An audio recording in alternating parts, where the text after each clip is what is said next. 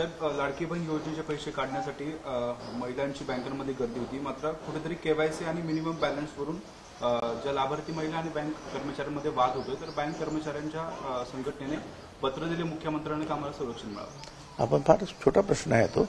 असा आहे की 1.5 कोटी लोकांना जेव्हा 1-2 दिवसामध्ये सगळ्यांच्या खात्यामध्ये पैसे जात असतात, त्यावेळेला थोडीशी गर्दी, थोडंसं सर्व्हरचा प्रॉब्लेम, कित्येक वेळा आता 20-1 लाख महिलांचे जे आहे आधार कार्ड आणि बँक खातं जुळत नव्हतं ते काम, ते सुद्धा मी आता जे ऐकलं अर्ध्यापेक्षा जास्त जे आहे ते पण सरकारी अधिकारी आणि कार्यकर्ते महायुतीचे त्यांनी ते पूर्ण केलेलं आहे.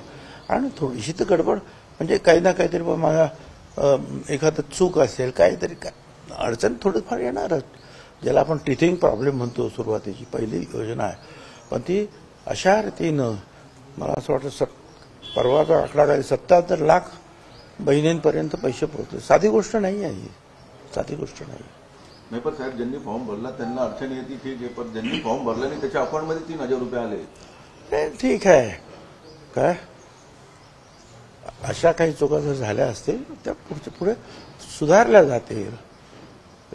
आणि अजूनही फॉर्म भरायचं काम सुरू आहे, अजूनही फॉर्म भरले जातील. आता जवळ 1,35,00,000 गेले, मला वाटतं 1.5 कोटीवर सुद्धा ते एकूण जाईल. आणि ज्यांनी आता मागच्या महिन्यात फॉर्म भरले त्यांना 2 महिन्याचे तर मिळतील. परंतु आता काही लोक राहिले असतील ते इतर, अरे मला नाही मिळाले, मग मी फॉर्म नाही भरला. कार्यकर्त्यांना आम्ही सांगतो त्यांचे फॉर्म भरा.